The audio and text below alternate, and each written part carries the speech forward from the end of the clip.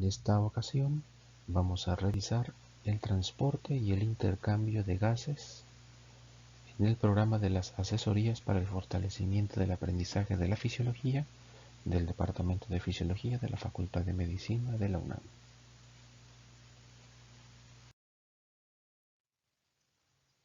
En términos generales podemos separar el funcionamiento del sistema respiratorio en 5 pasos fundamentales.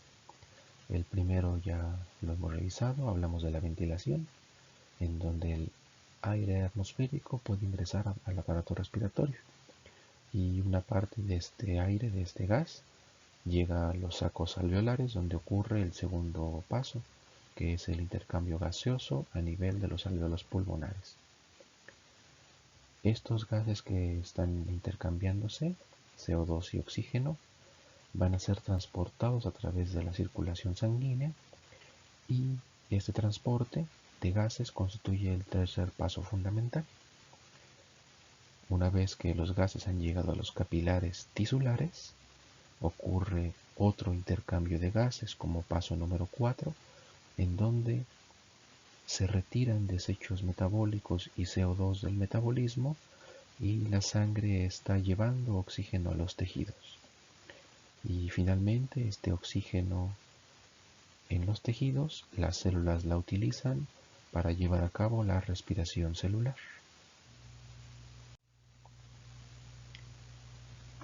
Quiero que recordemos del paso número 1 de la ventilación. Cuando nosotros inspiramos, el aire inspirado primeramente sufre procesos de acondicionamiento, en donde el aire es filtrado por la nariz y también es calentado y humidificado. Posteriormente, ese gas acondicionado es capaz de ingresar a la zona de conducción y a la zona respiratoria para poder llevar a cabo el intercambio gaseoso. El acondicionamiento del aire inspirado primeramente tiene una modificación sobre la presión parcial de oxígeno y de nitrógeno que es bastante notoria. Recordaremos la ley de las presiones parciales de Dalton, que nos dice que la presión total en una mezcla de gases es igual a la suma de la presión parcial del componente 1 más la suma de la presión parcial del componente 2 más la presión parcial del componente N. ¿Okay? Básicamente dice que la presión total de una mezcla de gases es la suma de las presiones parciales de cada gas en esa mezcla. Dado que uno de los primeros pasos en este acondicionamiento es la humidificación, la presión total del gas no puede cambiar, es una presión atmosférica. El hecho de agregar vapor de agua agrega un componente a la mezcla de gases, por lo que los otros componentes se van a diluir. Esto explica por qué la presión parcial de oxígeno del aire seco es mayor que la presión parcial del oxígeno en la mezcla de aire humidificado. Esta presión parcial de oxígeno va a seguir siendo modificada a lo largo del trayecto respiratorio. Cuando el aire inspirado se mezcla con el aire del espacio muerto y con el aire alveolar, sufre una transformación. Y dado que el cuerpo humano está consumiendo oxígeno y está produciendo dióxido de carbono, progresivamente la presión parcial de oxígeno está transcurriendo de aproximadamente 150 milímetros de mercurio hasta aproximadamente 105 milímetros de mercurio ya a nivel alveolar. Por otro lado, la presión parcial de dióxido de carbono en el aire inspirado tiene una presión parcial que es muy pequeña, de aproximadamente 0.003 milímetros de mercurio. Y esta presión parcial de CO2 va aumentando y a nivel alveolar alcanza un valor de aproximadamente 40 milímetros de mercurio. Podemos verlo en esta figura, donde tenemos las presiones parciales del aire inspirado y las presiones parciales a nivel del aire alveolar. Podemos observar que a nivel alveolar hay una saturación completa de vapor de agua, lo que corresponde con los 47 milímetros de mercurio. El CO2 comienza con una presión parcial muy baja y termina al nivel alveolar con una presión parcial de 40 milímetros de mercurio, como ya lo habíamos comentado. El oxígeno comienza con 159 milímetros de mercurio y a nivel alveolar tiene una condición estática de 105 milímetros de mercurio. Y finalmente el nitrógeno a nivel del aire inspirado tiene 601 milímetros de mercurio y a nivel alveolar se observa el efecto de dilución por la presencia del vapor de agua. Y la presión parcial a nivel del gas alveolar es de 568 milímetros de mercurio. Al final, la presión total en ambas mezclas de gases es una presión atmosférica.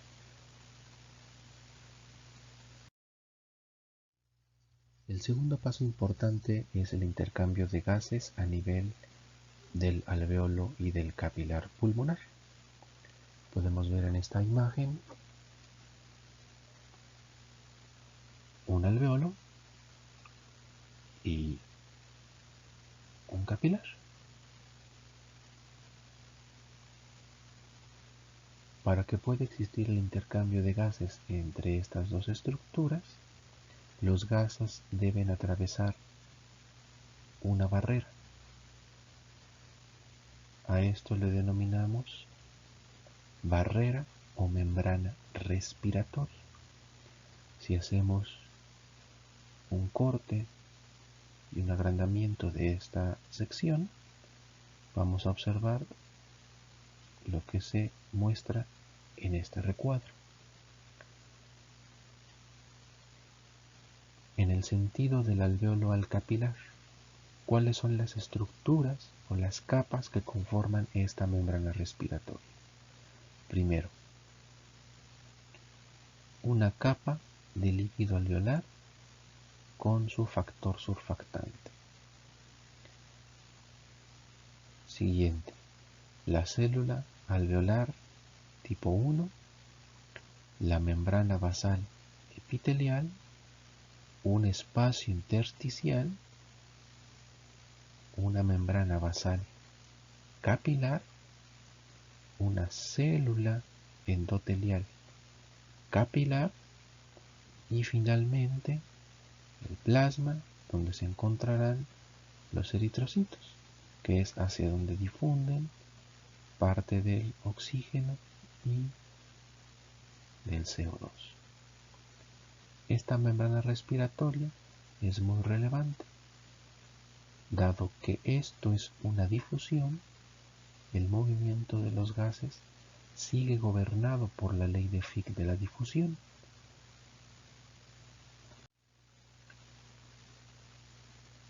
Que podemos recordar y escribir de esta forma. La velocidad o flujo de difusión es igual a una constante de difusión multiplicado por un gradiente de concentración. Sin embargo, la concentración de un gas en un líquido está determinada por la ley de Henry. La ley de Henry, escribámosla por arriba,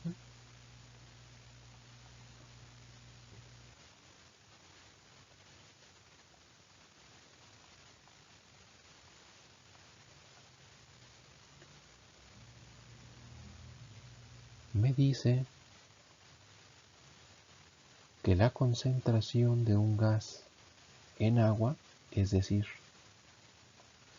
la concentración acuosa o también denominada solubilidad, es igual a una constante multiplicada por la presión parcial de ese gas. Dicho de otra forma, la concentración o la solubilidad son directamente proporcionales a la presión parcial de ese gas. De esta forma podemos reescribir nuestra ecuación de Fick, eliminando el delta de concentración y escribiendo un delta de presiones parciales. En este caso, la difusión de los gases dependerá de la constante de difusión y del gradiente de presiones parciales de ese gas. Recordemos, ¿qué variables suelen incluirse en esta constante de difusión?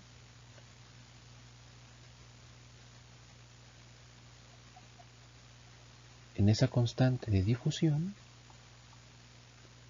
suelen estar enmascaradas variables que son directamente proporcionales y variables que son inversamente proporcionales a esta constante de difusión. Una variable que es directamente proporcional es el área de difusión. Otra variable que es directamente proporcional es la temperatura del sistema. Y una variable que es inversamente proporcional a esta constante de difusión es el espesor o distancia de difusión, que en nuestro caso sería el espesor o el grosor de nuestra membrana respiratoria. Además, el peso molecular también es una variable que es inversamente proporcional a la constante de difusión. La ecuación anterior de la difusión aplicada al aparato respiratorio tiene aplicaciones muy directas como las que vamos a presentar en esta diapositiva. Nos muestra algunas causas de hipoxia. Recordemos, dijimos que la difusión de un gas dependía del gradiente de presiones parciales y de la constante de difusión. Y la constante de difusión depende del área de la difusión, de la temperatura, y también está modificada por el peso molecular y el espesor o grosor de la membrana respiratoria. La primera causa, el enfisema. En el enfisema ocurre una destrucción de alveolos. Esta destrucción de alveolos lo que está haciendo es disminuir el área de difusión. Como la constante de difusión es directamente proporcional al área, si el área disminuye, la constante disminuye. Y la constante de difusión es directamente proporcional a la difusión. Si la constante disminuye, la difusión disminuye. Por lo tanto, cuando hay destrucción de alveolos, el intercambio de gases se ve disminuido. Esto generará la presión parcial de oxígeno baja a nivel de los capilares alveolares y por lo tanto causará hipoxia. El segundo ejemplo es la fibrosis pulmonar. En la fibrosis pulmonar ocurre un engrosamiento de la membrana alveolar. Este fenómeno lo que está haciendo es aumentar el espesor de la membrana respiratoria. Y dado que la membrana respiratoria es inversamente proporcional a la constante de difusión, Si el grosor aumenta, la constante de difusión disminuye. Y si la constante de difusión disminuye, la difusión disminuye. Y dado que tenemos menos difusión, eso generará hipoxia. En el tercer ejemplo, en el edema pulmonar, hay una acumulación de líquido en el espacio intersticial. Esta acumulación de líquido en el espacio intersticial está generando un aumento en el espesor de la membrana respiratoria. Y al igual que en el caso anterior, este aumento de grosor provocará una menor difusión de gases. Finalmente, en el asma, el aumento de la resistencia en la vía aérea por broncoconstricción va a permitir que haya una menor ventilación alveolar. Por lo tanto, la presión parcial de oxígeno alveolar estará disminuida. Y dado que lo que estoy afectando es el delta P, el gradiente de presiones parciales, como este gradiente es directamente proporcional a la difusión, si el gradiente disminuye, disminuye la difusión. Por lo tanto, esto provocará una deficiencia en el intercambio de gases y consecuentemente la hipoxia.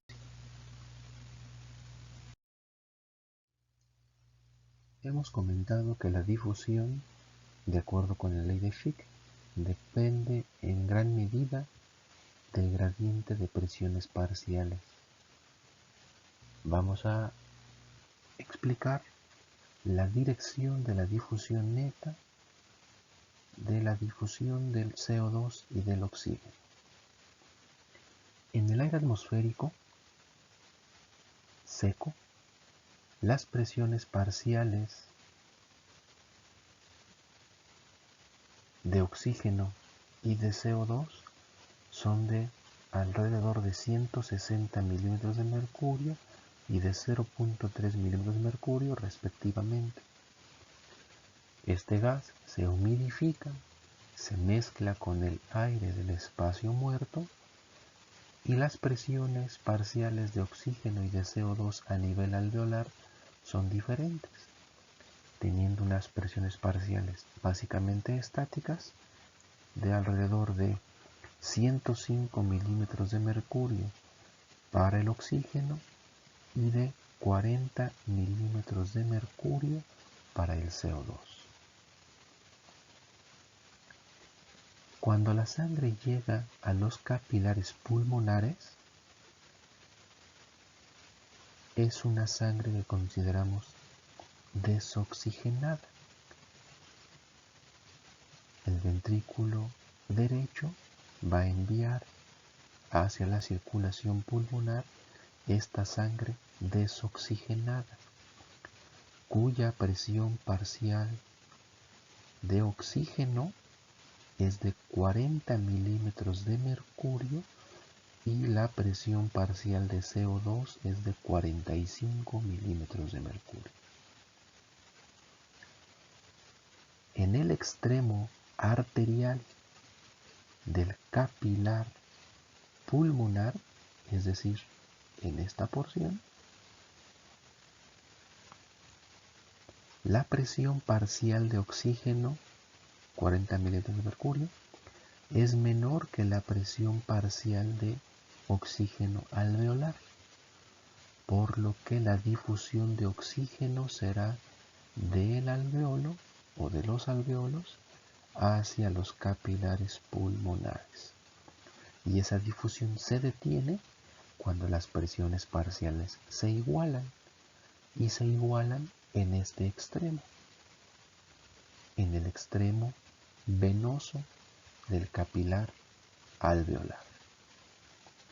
Por el contrario, La presión parcial de CO2 en el extremo arterial del capilar alveolar es de 45 milímetros de mercurio, mientras que la presión parcial de CO2 es de 40 milímetros de mercurio. El CO2 va a difundir de donde hay mayor presión parcial a donde hay menor presión parcial, es decir, de la sangre a los alveolos. Y esta difusión de forma neta va a terminar en el extremo venoso del capilar alveolar, donde las presiones parciales de CO2 alveolar y capilar se van a igualar. En este punto, la presión parcial de oxígeno será de 105 milímetros de mercurio y la presión parcial de CO2 será de 40 milímetros de mercurio.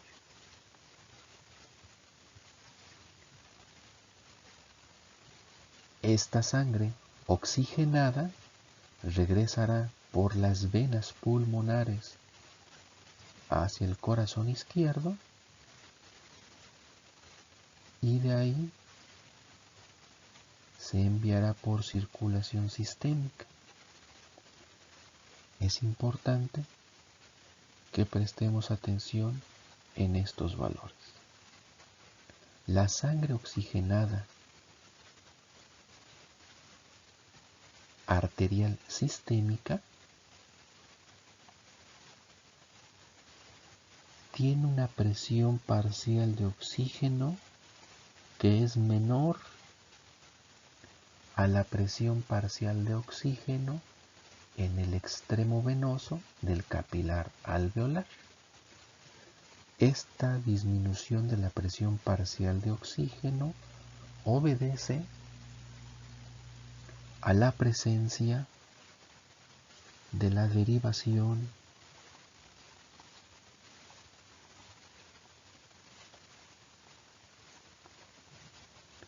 fisiológica.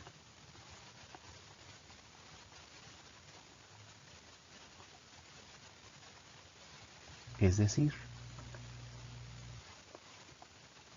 la sangre que va a los pulmones para nutrir, para llevar oxígeno que sale de la aorta, va a regresar y se va a mezclar con la sangre oxigenada que viene de los capilares alveolares. Esta mezcla de sangre oxigenada con sangre no oxigenada o desoxigenada va a provocar que la presión parcial de oxígeno disminuya un poco y que pase de 105 milímetros de mercurio a 100 milímetros de mercurio. Entonces, esta diferencia en las presiones parciales del extremo venoso del capilar alveolar y de la sangre arterial sistémica obedece a la derivación fisiológica, también denominada shunt o cortocircuito.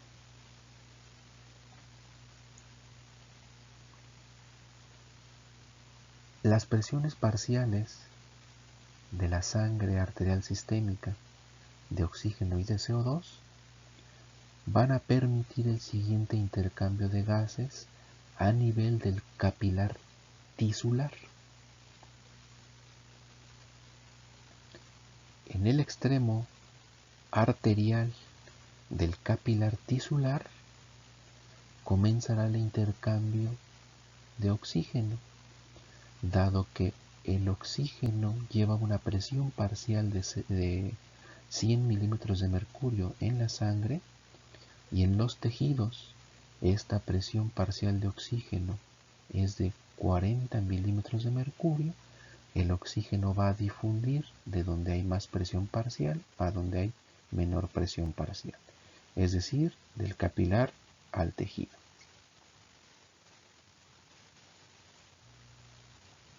Esta difusión del capilar al tejido va a dejar de existir, una difusión neta, en el extremo venoso del capilar tisular, en donde las presiones de oxígeno tisular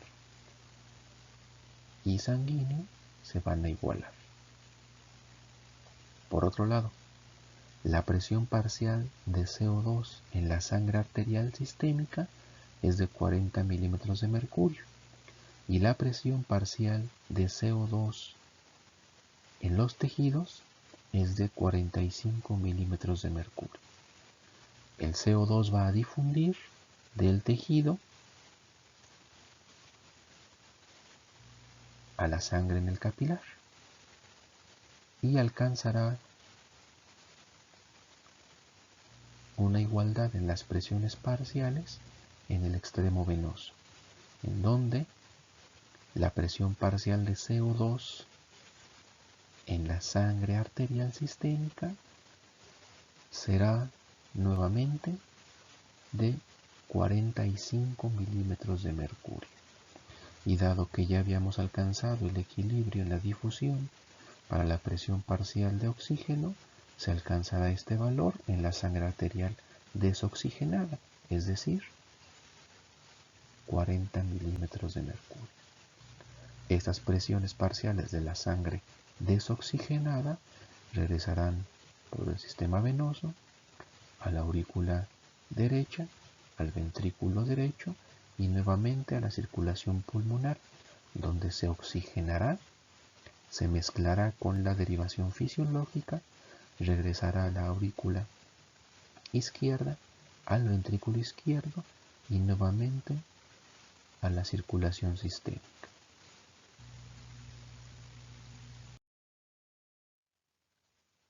Hablemos ahora del transporte de CO2 y de oxígeno en la sangre.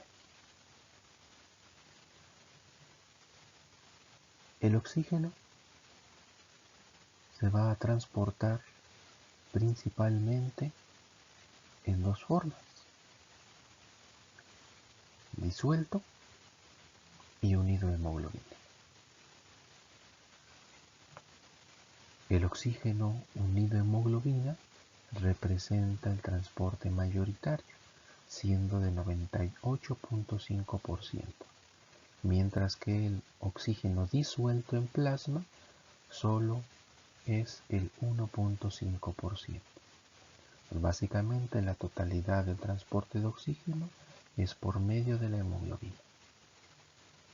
Por otra parte, el transporte de CO2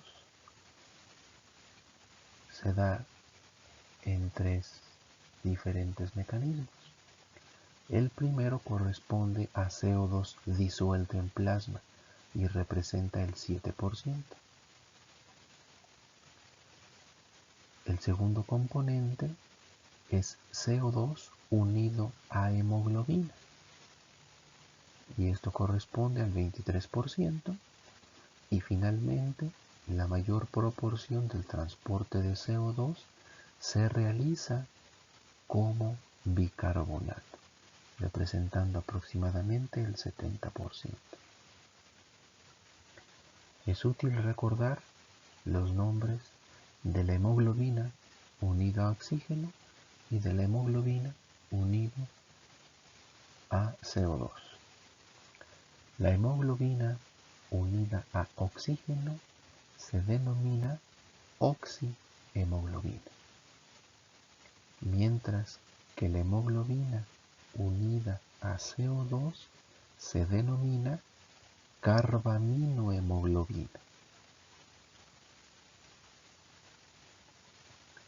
Estos gases, transportándose de estas diferentes formas, por ejemplo, oxígeno disuelto, 1.5%, en el interior de los eritrocitos, unida hemoglobina, 98.5%, CO2 disuelto, 7%, CO2 como carbaminohemoglobina 23% y en forma de bicarbonato 70%.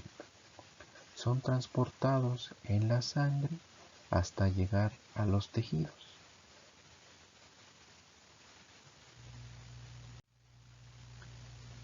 Veremos con un poco de mayor profundidad este componente, el oxígeno unido a la hemoglobina.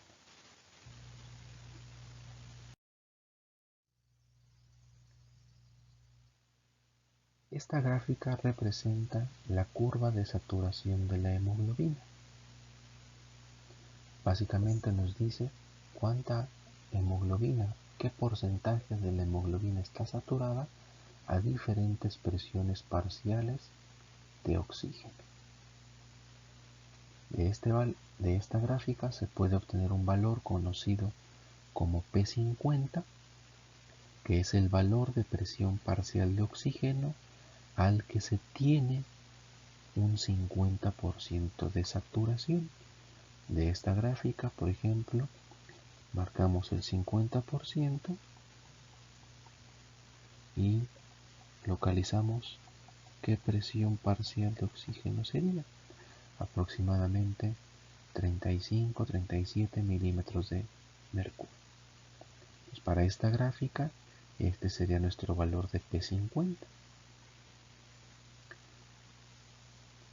Esta gráfica nos permite conocer el porcentaje de saturación que tendríamos de la hemoglobina en diferentes porciones del aparato circulatorio. Por ejemplo, a nivel de la sangre arterial sistémica, donde la presión parcial de oxígeno es de 100 milímetros de mercurio, nosotros tendríamos una saturación de prácticamente el 100%. Mientras que en la sangre venosa, en la sangre desoxigenada, donde la presión parcial de oxígeno es de aproximadamente 40 milímetros de mercurio, nos dice que tendremos aproximadamente un 75% de saturación. En esta gráfica se nos presenta un ejemplo de la sangre desoxigenada cerca de un músculo en contracción, donde la presión parcial de oxígeno cae hasta los 20 milímetros de mercurio. En esa condición, la saturación de la hemoglobina será solo del 35%. Hay varias sustancias o variables que modifican la curva de saturación de la hemoglobina. La desplazan hacia la derecha o hacia la izquierda. Cuando esta curva sufre un desplazamiento hacia la derecha, por ejemplo, que la dibujemos así,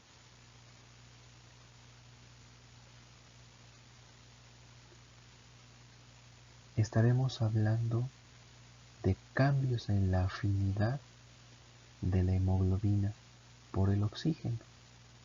Vamos a ver qué le pasa a la P50 en esta nueva curva. En la curva roja, la P50 habíamos dicho que era aproximadamente 37 milímetros de mercurio, es decir, solo necesitamos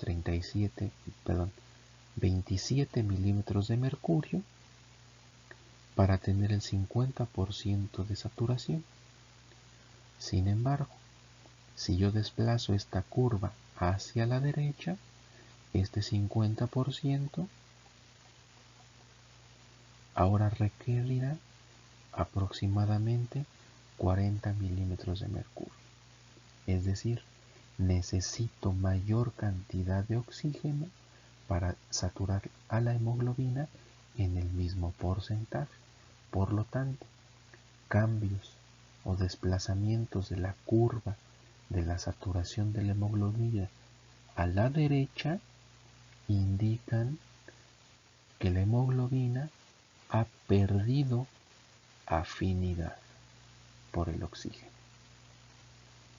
Por el contrario, si yo tengo desplazamientos de la curva hacia la izquierda, la P50 disminuye. Por ejemplo, en esta curva verde, mi nueva P50 es de 17 milímetros de mercurio aproximadamente. Esto es menor a 27 y por lo tanto necesito menos cantidad de oxígeno para saturar el 50% de la hemoglobina. Significa que desplazamientos de la curva de saturación de la hemoglobina hacia la izquierda correlacionan con aumento de la afinidad de la hemoglobina por el oxígeno. Veamos ahora algunas variables que van a modificar esta curva de saturación, ya sea por desplazamientos a la derecha o por desplazamientos a la izquierda. En esta diapositiva se presentan 4 gráficas, cada una para una variable diferente. Todas son curvas de saturación de la hemoglobina. La primera gráfica me muestra cambios en el pH. La segunda, cambios en la presión parcial de CO2. La tercera, cambios en la temperatura. Y la cuarta, cambios en el bifosfoglicerato. En cada gráfica, la línea negra representa la normalidad. Revisemos la primera gráfica con respecto al pH. Recordemos que el pH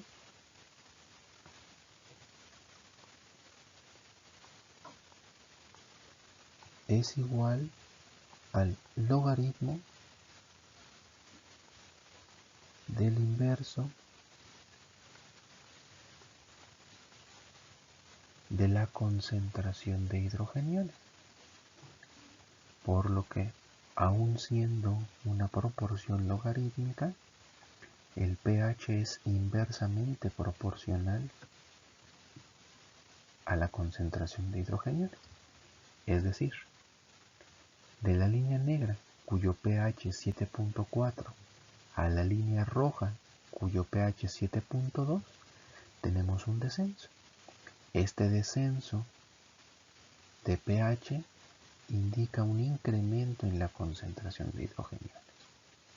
Entonces, vamos a colocar otra forma de ver esa disminución de pH, que es como un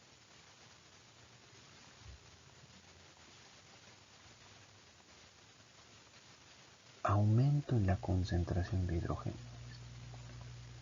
Este incremento en la concentración de hidrogeniones va a modificar la curva de saturación de la hemoglobina y vamos a presenciar un desplazamiento hacia la derecha.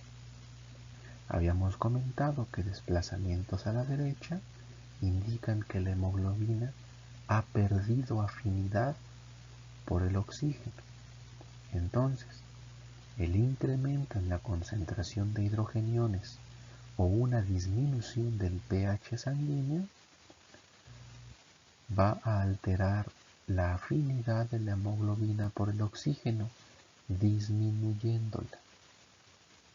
Por el contrario, un aumento en el pH, que sería el cambio de la línea negra a la línea azul,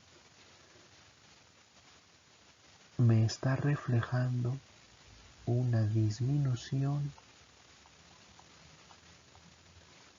de la concentración de hidrogeniones. Esa disminución de la concentración de hidrogeniones va a permitir que la curva de saturación de la hemoglobina se desplace hacia la izquierda y en consecuencia La información que me da es que la hemoglobina ha aumentado la afinidad por el oxígeno.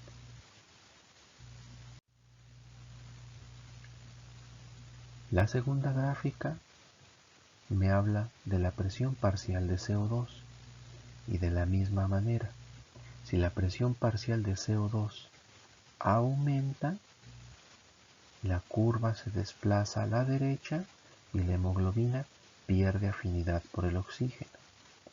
Si la presión parcial de CO2 disminuye, la curva se desplaza a la izquierda y la hemoglobina aumenta su afinidad por el oxígeno. La tercera gráfica, la temperatura.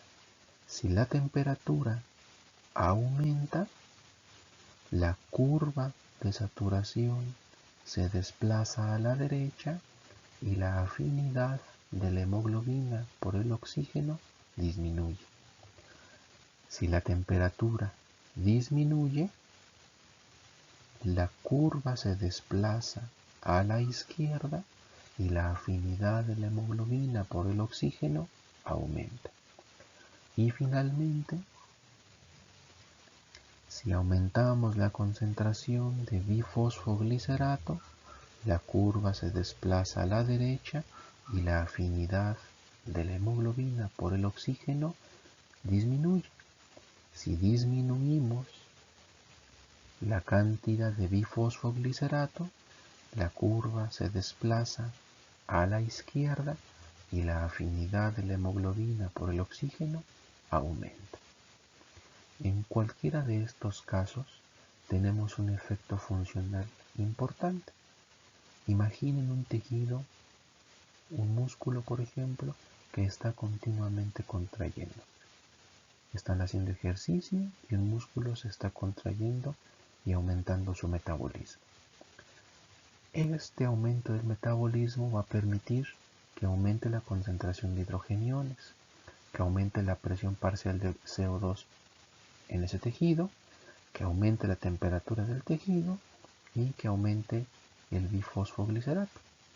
Estos aumentos van a permitir en todos los casos que la curva de saturación de la hemoglobina se desplace a la derecha y por lo tanto la afinidad de la hemoglobina por el oxígeno va a disminuir. ¿Qué consecuencia tiene esto? Que la hemoglobina va a liberar el oxígeno con mayor facilidad. De esta forma, el oxígeno se está liberando en aquellos tejidos que tienen una demanda metabólica mayor. Por el contrario, los tejidos que tienen un metabolismo disminuido, a esos tejidos les llegará una liberación disminuida o una liberación menor de oxígeno.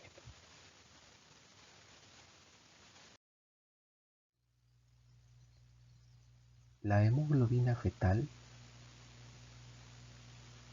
tiene una composición distinta a la hemoglobina adulta.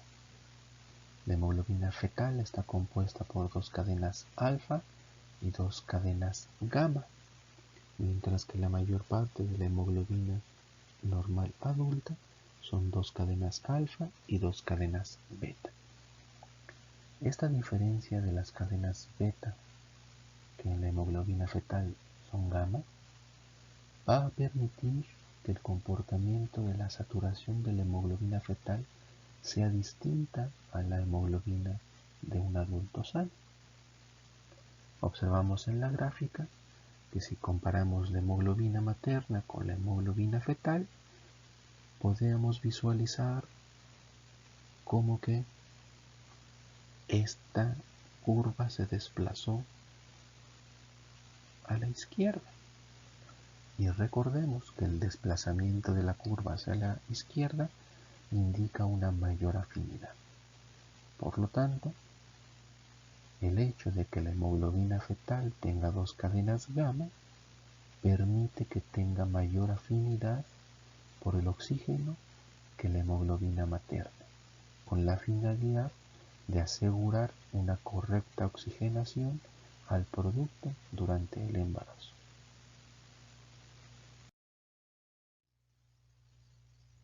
Por otra parte, habíamos mencionado que el transporte del CO2 es principalmente en forma de bicarbonato.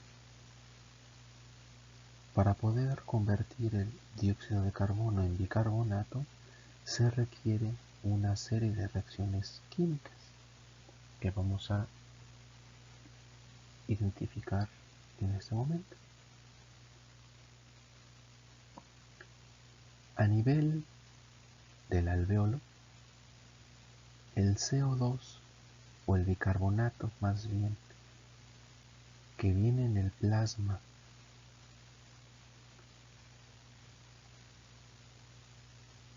o que se encuentra en el eritrocito se va a combinar con un hidrogenión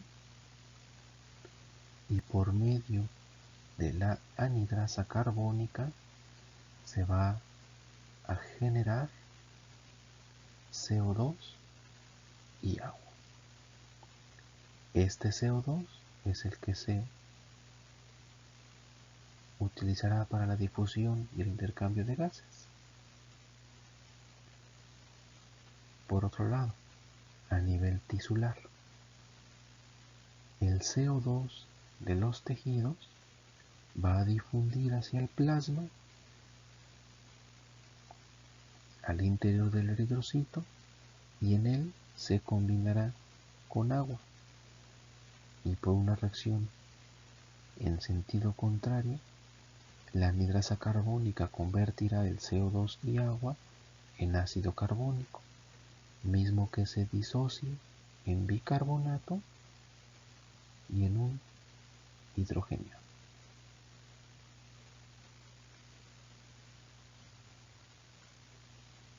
Entonces, es muy importante la actividad de la anhidrasa carbónica de los eritrocitos para poder transportar el CO2 en forma de bicarbonato.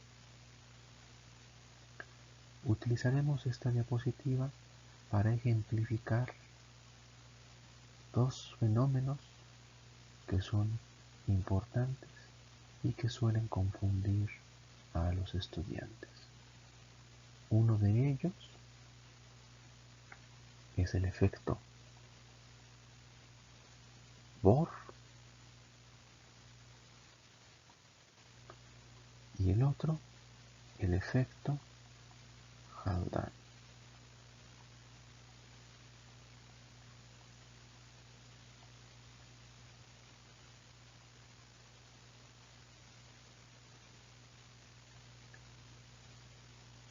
El efecto Bohr lo que me habla es cómo las concentraciones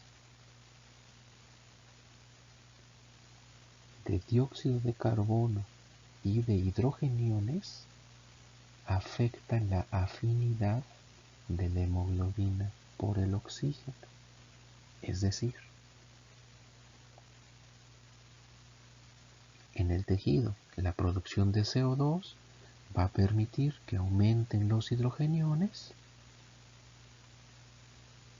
y estos hidrogeniones, si recordamos, desplazan la curva de saturación de la hemoglobina a la derecha. La hemoglobina pierde afinidad por el oxígeno y el oxígeno es liberado. Nuevamente, el efecto Bohr me dice cómo se afecta la afinidad de la hemoglobina por el oxígeno por acción de cambios en la concentración de hidrogeniones o cambios en las presiones parciales de CO2. Por otra parte, el efecto Haldane lo que me dice es cómo la presión parcial de oxígeno va a modificar la afinidad de la hemoglobina por transportar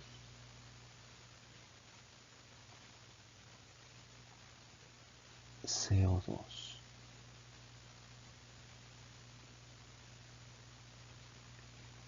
La hemoglobina oxigenada tiene una baja capacidad transportadora de CO2, pero cuando la hemoglobina ha liberado el oxígeno, esta hemoglobina desoxigenada tendrá preferencia por transportar CO2. Esto último es el efecto Haldane. Finalmente hablaremos de la intoxicación por monóxido de carbono. La hemoglobina tiene una elevada afinidad por el monóxido de carbono. Es básicamente 200 veces más afín por el monóxido de carbono que por el oxígeno. Además, los sitios de unión del monóxido de carbono y del oxígeno son los mismos, por lo que hay una competencia por esos sitios de unión. Y dado que el monóxido de carbono es más afín, puede desplazar al oxígeno. Toda molécula de hemoglobina unida a monóxido de carbono no puede transportar oxígeno. En esta gráfica se representa la curva de saturación de la hemoglobina cuando hay una cantidad de monóxido de carbono que es capaz de saturar el 50% de la hemoglobina. En este momento, el 50% de la hemoglobina se encontrará unida a monóxido de carbono y el otro 50% estará unido a oxígeno. Por lo tanto, la capacidad de transporte de esta hemoglobina total se verá reducida en un 50%. Además de competir en el transporte de oxígeno, el monóxido de carbono tiene un efecto sobre la curva de saturación de la hemoglobina, desplazándola a la izquierda. Recordemos que desplazamientos hacia la izquierda indican que la hemoglobina tiene mayor afinidad por el oxígeno. Imagínense ese escenario. La presencia de monóxido de carbono va a reducir la capacidad de transporte de nuestro organismo, la capacidad de transporte de oxígeno de nuestro organismo, y además la hemoglobina va a aumentar su afinidad por el oxígeno. Esto tiene como consecuencia menor cantidad de oxígeno disponible y mayor dificultad para la liberación del oxígeno en los lugares donde se requiere. Las intoxicaciones por monóxido de carbono no suelen presentar efectos de hipoxia. No hay manifestaciones cianóticas, dado que el monóxido de carbono unido a la hemoglobina presenta una tonalidad rojo cereza. Es importante mencionar que la hemoglobina unida a monóxido de carbono se denomina carboxihemoglobina y que no debe confundirse con la carbaminohemoglobina, que es la hemoglobina unida a dióxido de carbono.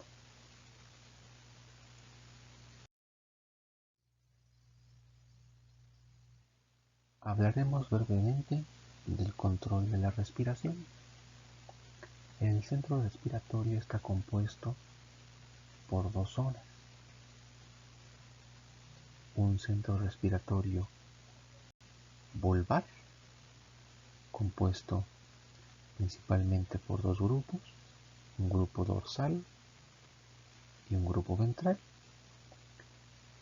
y un centro respiratorio pontino, donde se observa un área apneústica y un área neumotáxica. En condiciones de reposo, podemos decir que el marcapaso respiratorio se encuentra en el grupo dorsal y es el que marca la frecuencia respiratoria. Las neuronas del grupo dorsal suelen estar activas durante 2 segundos e inactivas durante 3 segundos, de tal forma que una inspiración normal dura 2 segundos y la expiración normal dura 3 segundos. El grupo ventral básicamente toma relevancia en condiciones de ejercicio, donde la frecuencia respiratoria debe ser modificada y también la profundidad de la respiración. El centro dorsal va a recibir información del área apneústica y del área neumotáxica, modificando la duración de la activación de las células dorsales. El área neumotáxica va a disminuir la duración de la inspiración, mientras que el área apneústica va a aumentar la duración de la inspiración. El funcionamiento de estos grupos dorsales y ventrales se resume en la siguiente imagen. En una respiración normal, tranquila, las neuronas inspiratorias del grupo dorsal van a estar activas durante 2 segundos. Esta activación va a permitir la contracción del diafragma y de los intercostales externos, de tal forma que se dará una inspiración normal tranquila. Este grupo de neuronas inspiratorias se inactivará durante aproximadamente 3 segundos, tiempo en el que se relaja el diafragma y los intercostales externos, permitiendo que el retroceso elástico de los pulmones lleve a cabo la expiración normal tranquila. Por otra parte, en condiciones de ejercicio o cuando voluntariamente queremos ejercer una inspiración y una expiración forzada, además de tener la activación de las neuronas inspiratorias del grupo dorsal, tendremos también la activación de las neuronas inspiratorias del grupo ventral y las neuronas expiratorias del grupo ventral. El grupo dorsal activará al diafragma y a los intercostales externos de la misma manera que en condiciones tranquilas, normales, mientras que el grupo ventral, el grupo ventral, cuyas neuronas inspiratorias van a permitir la contracción de los músculos inspiratorios accesorios, como el esternocleidomastoideo y los escalenos, de tal forma que se tendrá una inspiración forzada. Por otra parte, la activación de las neuronas expiratorias del grupo ventral va a activar músculos expiratorios accesorios, por ejemplo, los músculos abdominales y los intercostales internos. Esto va a permitir tener una expiración forzada.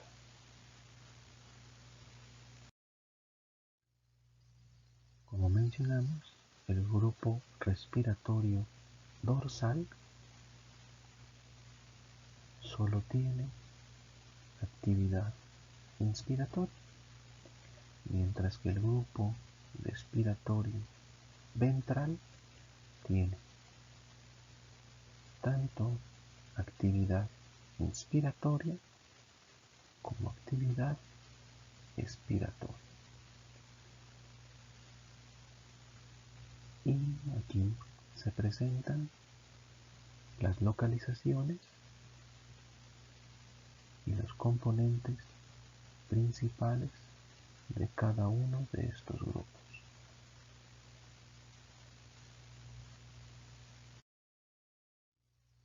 Hemos dicho que el centro respiratorio va a modular la frecuencia y la profundidad de la respiración y que el área neumotáxica es un inhibidor de la activación del grupo dorsal y que el centro apneústico es un potenciador de la actividad de las neuronas inspiratorias dorsales. Sin embargo, el centro inspiratorio responde a algunas otras señales aferentes. Por ejemplo, responde a los receptores musculares y articulares localizados en la caja torácica. Cuando hay una inspiración demasiado profunda, que los músculos se distienden y las articulaciones perciben ese llenado pulmonar, una forma de protección es inactivar el centro inspiratorio para que esa inspiración termine. Una forma de proteger los pulmones. De una forma completamente análoga, hay receptores de estiramiento propios del pulmón. De igual forma, lo que se está sensando es que no haya una inspiración demasiado profunda o que los pulmones no se estén llenando de más. De esta forma, la inspiración en curso se va a detener. Más importante que estos dos tipos de receptores, tenemos a los quimiorreceptores centrales y a los quimiorreceptores periféricos. Los quimiorreceptores centrales responden principalmente a la concentración de hidrogeniones y dado que están embebidos en líquido cefalorraquídeo, los hidrogeniones que perciben son los presentes en el líquido cefalorraquídeo, no son los hidrogeniones plasmáticos. Recuerden que los hidrogeniones no son capaces de atravesar la barrera hematoencefálica. Por otra parte, los quimiorreceptores periféricos son capaces de responder a tres entidades: a la presión parcial de oxígeno, a la presión parcial de CO2 y a la concentración de hidrogeniones. Sin embargo, de estos tres, son un poco más sensibles a la presión parcial de oxígeno. Estos quimiorreceptores periféricos van a estar localizados en el arco aórtico y se van a denominar cuerpos aórticos, y también estarán localizados en la bifurcación de las carótidas, en los cuerpos carotídeos. Los quimiorreceptores de los cuerpos aórticos van a mandar sus aferencias a través del nervio vago, mientras que los del cuerpo carotídeo lo harán a través del glosofaríngeo. Esta información va a llegar al centro respiratorio, el bulbo raquídeo, para poder sensar e interpretar la información adecuadamente.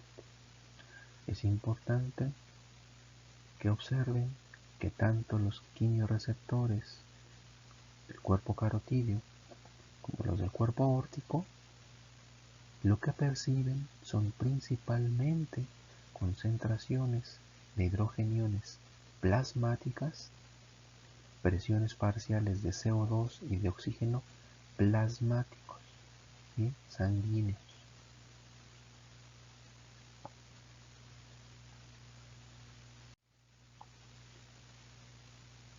Por ejemplo, una disminución de la presión parcial de oxígeno va a provocar que el centro respiratorio responda aumentando la profundidad de la respiración. Por el contrario, si yo tengo un aumento de la presión parcial de CO2 o bien un quimiorreceptor central percibe un incremento en la cantidad de hidrogeniones, el centro respiratorio responderá aumentando la frecuencia respiratoria. De esta forma se intentará eliminar el exceso de CO2.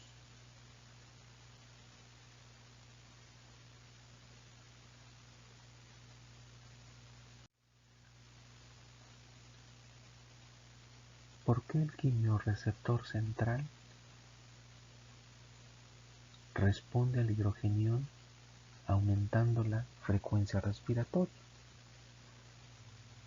Hemos comentado que la concentración de hidrogeniones en el líquido cefalorraquídeo es lo que va a activar los quimiorreceptores centrales.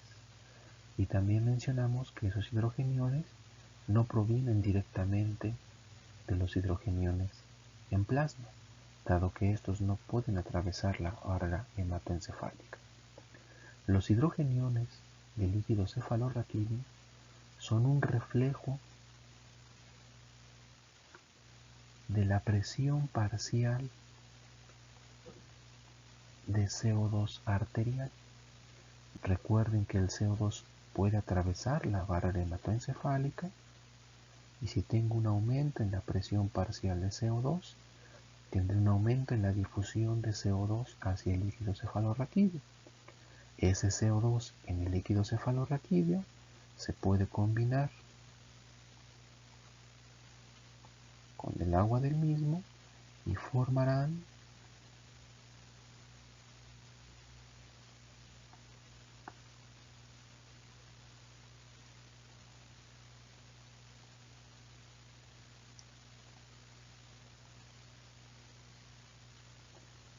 ácido carbónico. Por acción de la anhidrasa carbónica se efectúa esta reacción y finalmente ese ácido carbónico se disocia para formar hidrogeniones y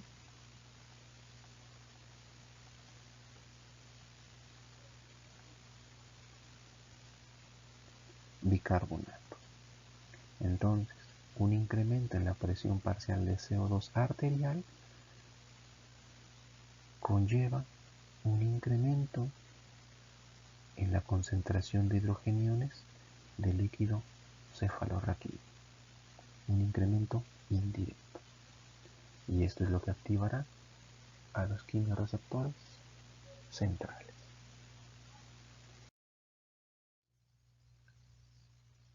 Como resumen, si yo tengo un incremento en la presión parcial de CO2 o un descenso en la presión parcial de oxígeno, por alguna alteración cualquiera, inclusive por aguantar la respiración por mucho tiempo, estas variables van a activar los quimiorreceptores periféricos y centrales.